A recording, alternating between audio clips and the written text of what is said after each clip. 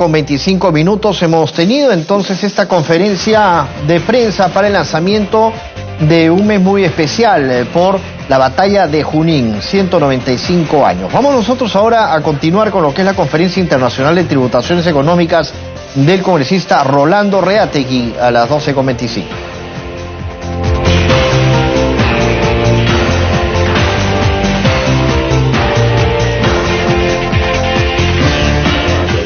Su gentil asistencia.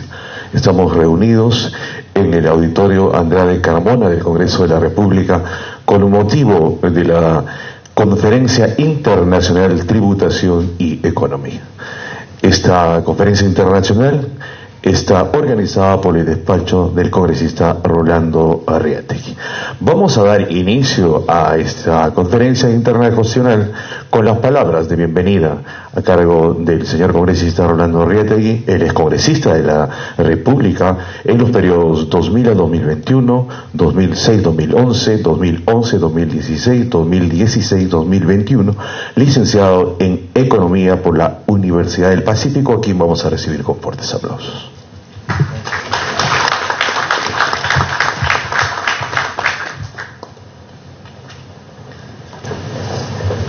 Muy buenos días con todos ustedes, sobre todo aquellos que han llegado primero y ha sido la SUNAT, y está muy bien, porque esto es sumamente importante para un país.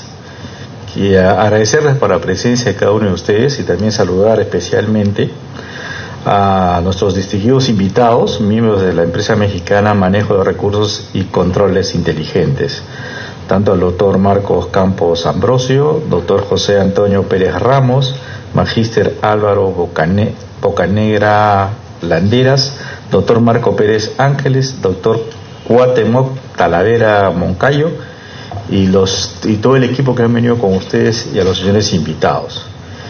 Fíjense ustedes, este es un seminario que se llama de Economía y Tributación. La economía tiene 4 motores importantes para que todo un país pueda crecer. Y el motor de economía es, primero, la inversión privada. Luego, otro motor que hace que un país pueda salir es la inversión pública. El otro motor es las importaciones netas. Y el cuarto motor para que un país pueda seguir creciendo son el consumo privado. Si esos motores no comienzan a calentar, la economía comienza a desacelerarse.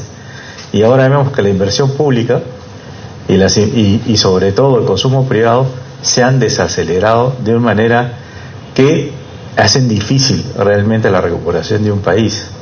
Pero sobre todo eso hace que los empresarios, la inversión privada, también comience a ver en sus expectativas de una manera nada positiva como a poder invertir más. Y para cuando uno hace el presupuesto, hace sobre supuestos macroeconómicos. Y los supuestos macroeconómicos dice, ¿cuánto es lo que voy a, supuestamente, uno dice, ¿cuánto es la recaudación que yo voy a poder tener? Porque justamente la recaudación es lo más importante como para poder mantener la inversión privada, pero también todo el aparato del Estado. Y en eso entran muchos factores, ¿no? La cultura tributaria, ¿no? El nivel de país, que si es muy informal o no informal, ¿no? Las políticas públicas que se apliquen sobre esto. Entonces todos estos detalles juegan un rol importantísimo en la toma de decisiones cuando uno quiere gobernar. Entonces y creo que en el Perú ahora también hay una crisis política, y la crisis política va unido increíblemente a lo que significa el ruido económico. Ruido económico, ruido político, son factores que inciden en muchas de las decisiones de políticas públicas, o muchas otras que se toman que no en el papel son bonitas, pero que en la práctica no funcionan. Entonces, nuestros invitados, México como Chile, tienen y Colombia también ahora, tienen muy altas capacidades en todo lo que es tributación y parte económica. Entonces de ellos tenemos que aprender mucho. Entonces por eso es que hemos con la empresa y con nuestros amigos mexicanos que ya tienen una experiencia muy singular respecto de el primer tratado que se firmó de libre comercio con los Estados Unidos, también ha hecho cuáles han sido también de ellos los pros y los contras, cuál ha sido lo positivo y lo negativo, ¿no? Pero en todo esto, esta experiencia que ellos nos van a contar y sobre todo nos van a explicar sobre los controles inteligentes también. Ahora, como todo el mundo va a la parte digital, ¿no? ¿Cómo es que se hace ahora una economía digital? ¿Cómo se hace una tributación digital? La SUNAT ya ha empezado a hacer una tributación digital. Nosotros hemos protestado hoy, todos tenemos que pagar a otra empresa para que simplemente los comprobantes de pago que las empresas dan tienen que de alguna u otra manera evaluar otra empresa. La SUNAT hizo un gran esfuerzo hace un año atrás o 2 años con alumnos de la Universidad de San Marcos, de la Católica, de otras universidades del Perú, en tratar de explorar un Big Data, o sea, expertos para hacer que la gran data que maneja la SUNAT pueda tener fórmulas matemáticas, algoritmos que nos permitan inmediatamente tener cosas muy inteligentes para hacer algo. Por ejemplo, les pongo un ejemplito para que sean importantes. Trataron de hacer algo importante, creo que fue con los chicos de la Católica, y comenzaron a evaluar a 3.000 restaurantes. Los 3.000 restaurantes, ninguno había declarado sus ventas por tarjeta de crédito. Solo habían declarado las ventas simplemente por la venta en efectivo, pero no por tarjeta de crédito. Y esa data no lo tenían. Entonces, ¿qué se hace? ¿Qué se hace con eso? O sea, es algo que el Estado está dejando de recaudar, y obviamente eso de dejar de recaudar significa, si tú lo correlacionas con la parte del fin práctico, menos ingresos, menos capacidad para poder invertir. Entonces el gran dilema ahora es, si yo hice un supuesto que voy a cobrar de impuestos para poder mantener todo mi aparato público, ahora me quedo corto. Como gobierno me quedo corto. Entonces digo, ¿y de dónde saco? ¿Qué hago? Ya no estoy cobrando lo que debería haber cobrado. ¿Qué hago para poder mantenerme? Entonces ahí vienen los problemas. Entonces viene el problema del déficit fiscal, un déficit fiscal muy acentuado con el tiempo. Después te trae problemas de inflación, te trae una serie de problemas adicionales, derivadas adicionales, que al final es un problema que ya lo hemos pasado en las épocas de los 60, en la época de 80, 70, 80. Entonces, por eso que la economía es tan importante, por eso que la economía y la tributación es tan importante. Y nosotros queremos contribuir de otra manera a la experiencia de otros países, a ver cómo hicieron ellos, como para poder tener una sana política tributaria, políticas públicas, y también políticas públicas de parte del gobierno en cuanto a economía. La senda, la economía es tan importante que depende mucho del futuro de todos los países. Entonces, por favor, quisiera dar la bienvenida y un fuerte aplauso a todos nuestros expositores para que la clase magistral que nos van a dar aprendamos todos y podamos sacar conclusiones importantes para lo que es el país. La doctora Mercedes Agarrao va a venir después a la final a clausurar el evento. La primera vicepresidenta del Perú. Muchas gracias.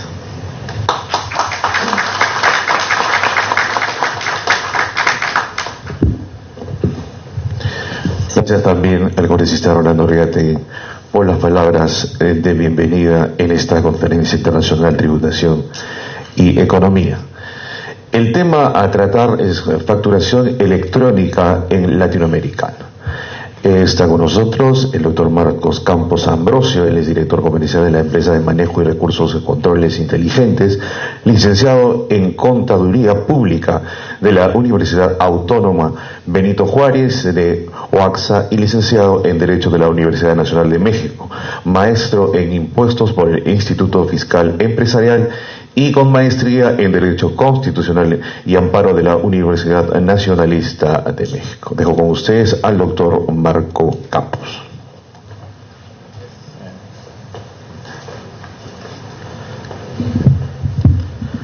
Buenos días a todos. Buenos días. ¿Sí vinieron? Sí, despierten. Está bien que haya frío en el ambiente, pero aquí vamos a despertar, ¿sabe? Antes que nada, me voy a permitir, a nombre del corporativo MRCI, agradecerle la invitación al congresista Rolando Reategui Flores. Muchísimas gracias, señor congresista. Al maestro Álvaro Bocanegra, que a través de él hicimos el contacto con nuestro señor congresista. Muchísimas gracias, maestro Álvaro, por invitarnos a estas charlas de tributación y economía.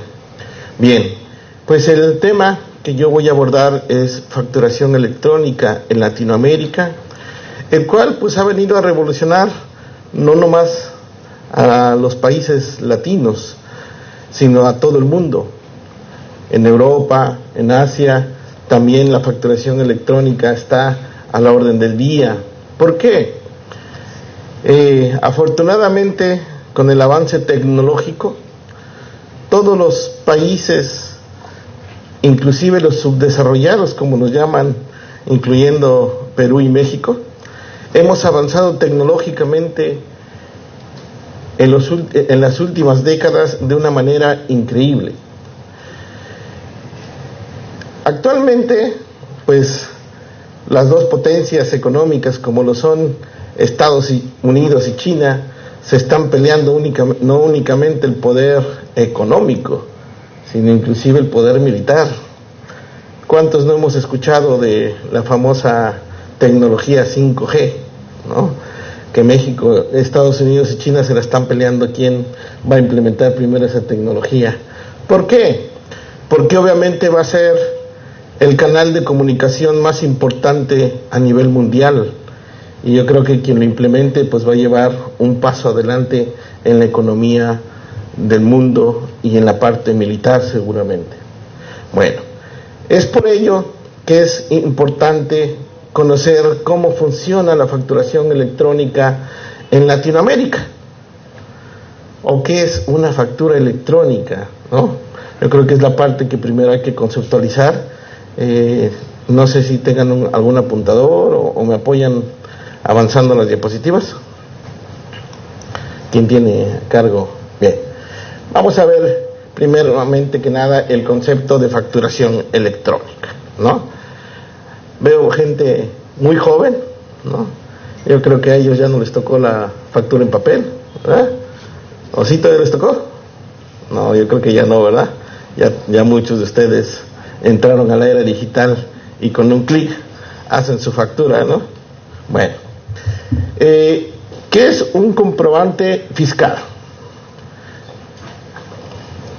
Ok, muchísimas gracias. Es el medio de convicción a través del cual los contribuyentes acreditan el tipo de actos o actividades que realizan para efectos fiscales. ¿Estamos de acuerdo? Bien. Ese medio, actualmente ya hay empresas en cada uno de los países que son las que regulan si podemos emitir o no una factura electrónica. En nuestro país, antes de surgir este tipo de comprobantes, eran imprentas autorizadas. Ahora ya son lo que le llaman los famosos PAC, ¿no? Son proveedores certificados para emitir comprobantes fiscales digitales. Y bueno, en México el fundamento legal para emitir estos comprobantes fiscales es el artículo 29 del Código Fiscal de la Federación, el cual nos regula qué requisitos debe de contener un comprobante fiscal, y sobre todo actualmente emitido de manera digital. Entre ellos es una cadena electrónica que va al pie de la factura, el cual viene debidamente configurada e integrada todo lo que son las firmas electrónicas y las autorizaciones bidimensionales que en México le llamamos, emite el Servicio de Administración Tributaria. Aquí es la Hacienda Pública. Bien. ¿Desde cuándo existe la facturación electrónica en Latinoamérica? Aproximadamente desde el año de 2004 empieza la evolución tecnológica y empiezan los primeros comprobantes electrónicos. Al día de hoy en México, a partir del 2014, es obligatoria la facturación electrónica. Ya ningún tipo de contribuyente puede emitir un comprobante impreso, de ninguna forma. Entonces, esto ya convirtiéndose en una obligatoriedad, ya no hay mecanismos de comprobar un gasto, un ingreso de otra forma. En México, ¿qué tipos de comprobantes electrónicos existen? Comúnmente nomás conocemos la factura, ¿verdad? Que es aquella que ampara una compra o una prestación de un servicio. Bueno, en México también existen otros tipos de comprobantes digitales. ¿Como cuáles? Como los comprobantes de egresos, que nos regulan las devoluciones, los descuentos, los honorarios, los de otros tipos de egresos, como cuáles, los comprobantes digitales de las nóminas, ¿sí? O de los sueldos y salarios, o en México tenemos una forma de tributación que le llamamos asimilados a salarios, es decir, la persona física paga el impuesto asemejándolo al cálculo de un sueldo y un salario. También tenemos comprobantes de pago. En México ya no se emite únicamente una factura electrónica, sino también ya se regula de qué medio va a ser pagado o de qué forma va a ser pagado dicho documento. Recordemos que existen varios medios de extinción de las obligaciones, ¿no? Entonces, ahora, al emitir nuestra factura, le tenemos que decir si puede ser pagado en efectivo, pagado con cheque, se va a extinguir la obligación a través de una condonación de un pago, ¿no? Entonces ya viene de manera muy analítica los controles que fiscalmente vamos a tener derivado de esta facturación electrónica. Es importante también saber que en México la facturación electrónica va muy ligado a otros procesos electrónicos que integran de una manera total las obligaciones de los contribuyentes. En México ya no se maneja para efectos fiscales la firma autógrafa, ya existe la firma electrónica. Ya las notificaciones para efectos de procesos de fiscalización se pueden dar por medios electrónicos, lo que son auditorías electrónicas. También desde hace un par de años se implementó la contabilidad electrónica, es decir, el Servicio de Administración Tributaria en nuestro país ya emitió un catálogo de cuentas debidamente configurado para que en base a él se lleve la contabilidad y se suba a un sistema, a una plataforma que administran y que en él se procesa el sistema, todas las operaciones contables. Si bien es cierto, se llevan a través de módulos que no forman parte del Servicio de Administración Tributaria, toda la información se sube a la página de internet de esta dependencia, se procesa de manera electrónica y nuestra contabilidad ya está clasificada de manera diaria, ¿no? Anteriormente los auditores nos poníamos muy contentos porque la auditoría podíamos hacer nuestros ajustes anualmente, ¿no? Teníamos 6 meses después del cierre del ejercicio para poder hacer y revisar todos los procesos contables de una entidad y durante esos 6 meses presentar nuestros ajustes en nuestras declaraciones complementarias. Actualmente en nuestro país ya quedamos imposibilitados de hacer esos ajustes durante los 6 meses que anteriormente nos daba la ley. ¿Por qué? porque inclusive quitaron la obligatoriedad de auditarse a través de contadores públicos certificados, ¿no? Imagínense cuánto ha avanzado la tecnología, que ya de alguna manera ha hecho a un lado todas aquellas auditorías que hacían a través de terceros. ¿Y esto por qué? Obviamente derivado de que la facturación electrónica, la firma electrónica, la contabilidad electrónica y los medios de pago a través de transacciones electrónicas por el sistema financiero, pues están totalmente entrelazados. Entonces ya no tienen necesidad de que contadores públicos certificados vayan y revisen las contabilidades después de un cierre de ejercicio. Ahorita ya nos tienen fiscalizados en un proceso inmediato.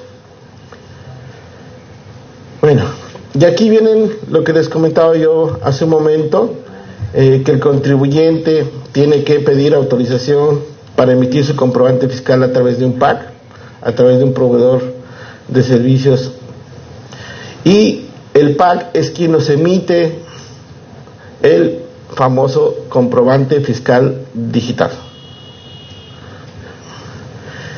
Bien, en este recuadro vamos a poder observar en diferentes países qué conceptos son los obligados para efectos de emitir un comprobante fiscal electrónico. Normalmente, y si ven, hay una semejanza entre la parte correspondiente a los actos, actividades derivados del gravamen de IVA, obviamente derivado de un ingreso acumulable para efectos fiscales. Ya todos los países como son Argentina, Chile, México y Perú obligan a los contribuyentes a emitir comprobantes fiscales digitales.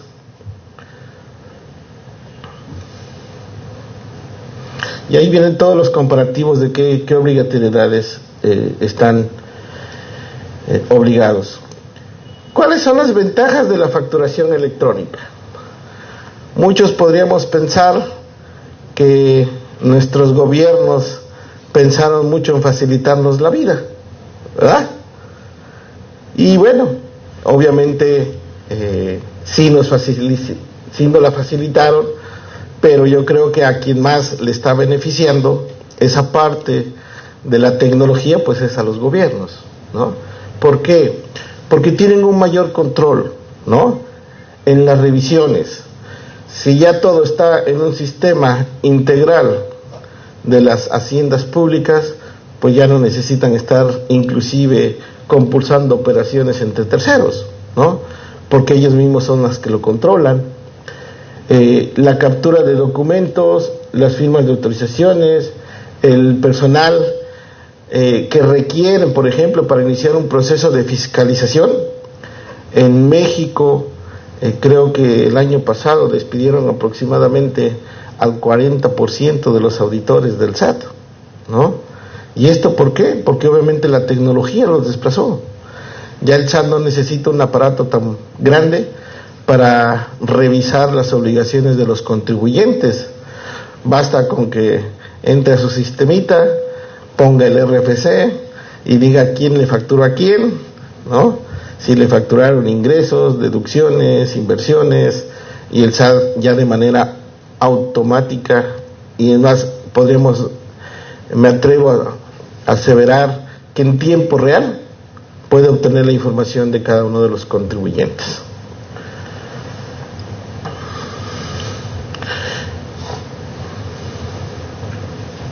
Bien, como les mencionaba hace un momento, las características de los comprobantes fiscales, tanto en Argentina, en Chile, que fue uno de los países pioneros en la facturación electrónica, en Perú, son muy similares.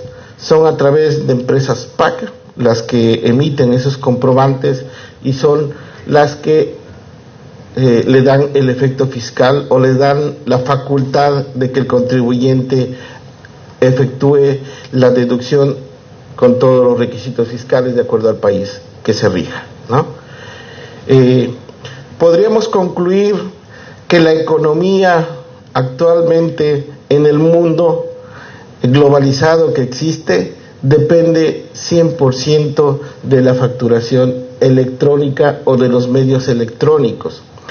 En nuestro país, en los últimos 2 sexenios, no ha habido modificaciones de impuestos, ni de tasas, ni de nuevos impuestos.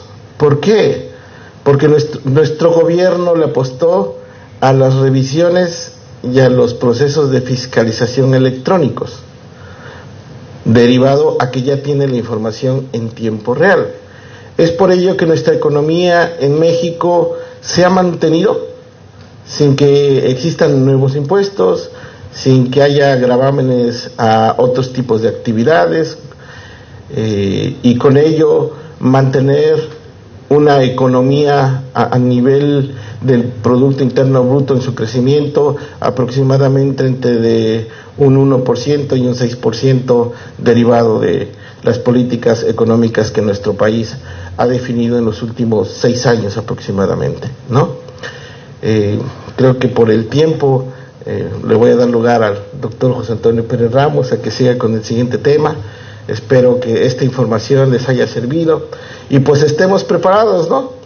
Porque yo creo que Perú va a ser uno de los países que en un corto plazo implemente todo lo que es la contabilidad electrónica, todo lo que es el buzón tributario, ¿no? Actualmente únicamente tiene facturación electrónica.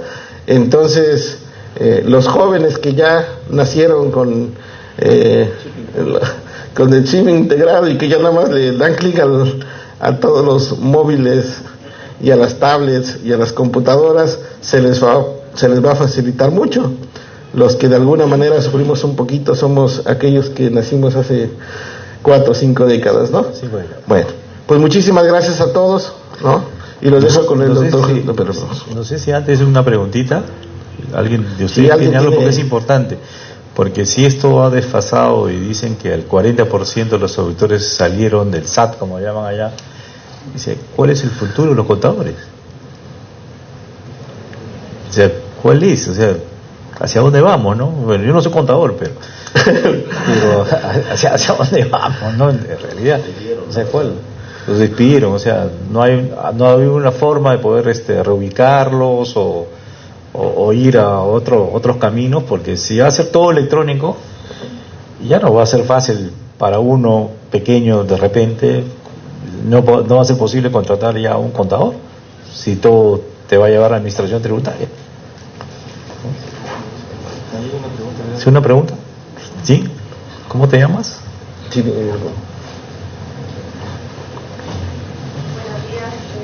buenos días. María.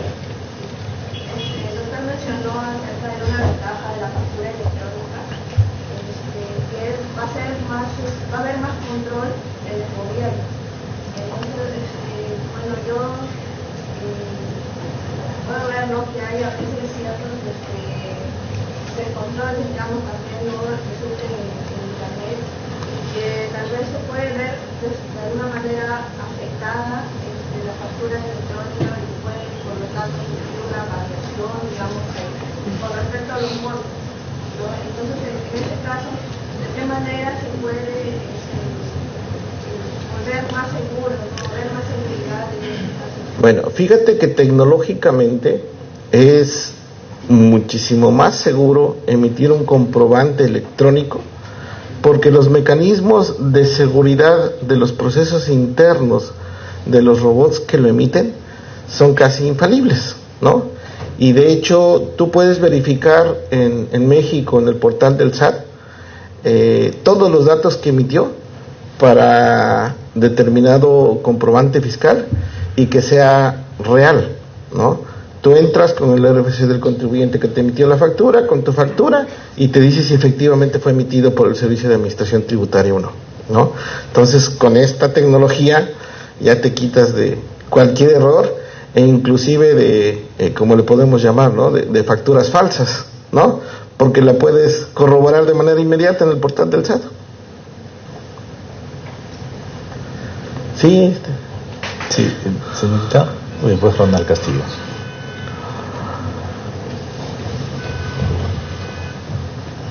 Buenos días, buenos días. El tema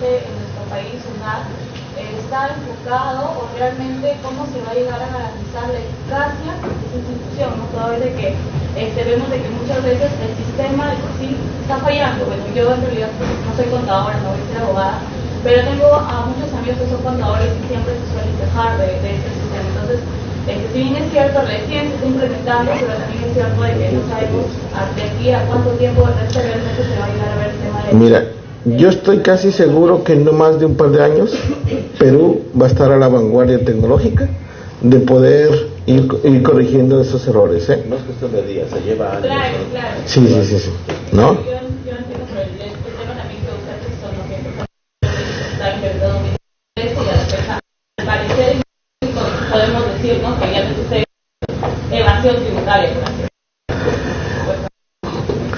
Bueno, ese es un punto.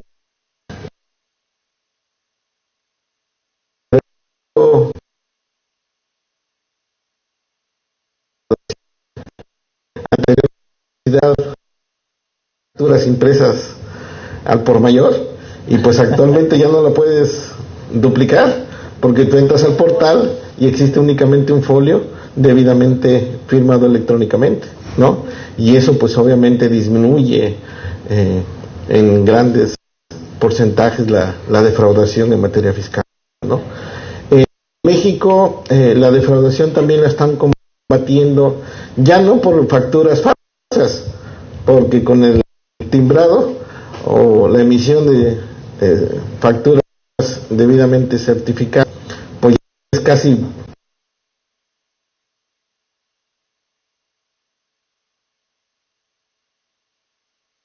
a través de un artículo que es el 69B del Código Fiscal de la Federación, el cual regula operaciones simuladas, ya no falsas, ¿no? Que jurídicamente son conceptos distintos, lo falso a lo simulado. ¿Estamos de acuerdo? Bueno, prácticamente esa era mi pregunta. Muchas gracias. Sí. Okay. Y la última pregunta. Muy buenos días. Buenos días. Qué interesante esto de la facturación electrónica. Lo que me quisiera consultar es sobre las auditorías. O sea, ¿ya sería necesario hacer auditorías o quizás ya no, porque está tan perfecto el sistema? Va a llegar un momento que ya no van a ser necesarias que se hagan de manera personal o en el domicilio del contribuyente, ¿no? En México ya las auditorías son electrónicas.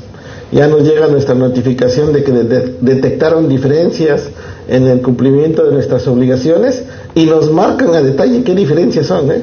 Si contabilizamos algunos ingresos que no estaban debidamente timbrados, ¿no? O dedujimos algunos gastos que tampoco los proveedores declararon la emisión de esas facturas para que generemos el derecho de dicha deducción. Entonces ya no hay necesidad de que los auditores se apersonen al domicilio fiscal de un contribuyente, porque pues ya todo lo hace de manera electrónica. De hecho ya hasta preliquidaciones nos llegan en nuestro país. Es decir, ya te dicen, derivado de tus ingresos y tus deducciones, que hay una discrepancia, me debes tanto en impuestos, ¿no? Y obviamente si tiene uno los elementos de convicción para poder comprobar que esas diferencias no aplican, pues presenta uno nuestra aclaración. Y si no, pues con la pena hay que pagar la diferencia, ¿no?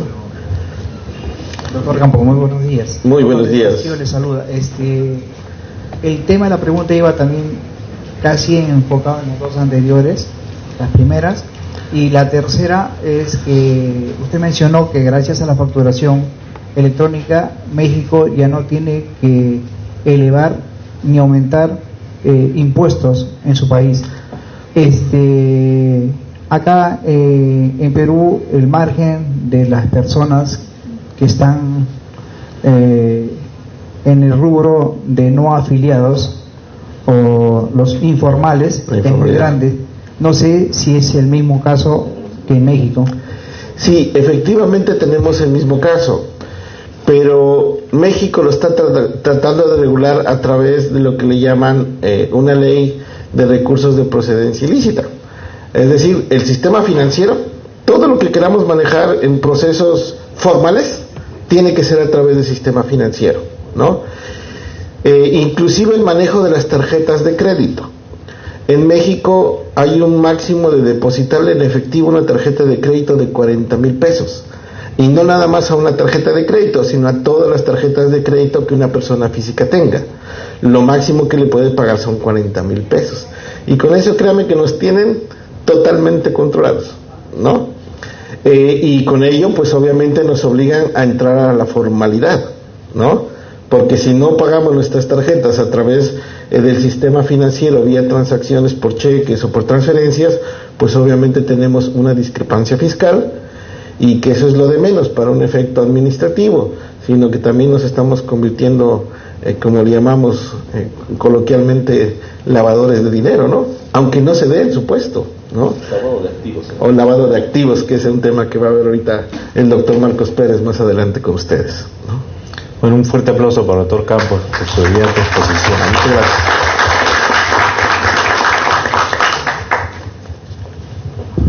Bien, muchísimas gracias, doctor.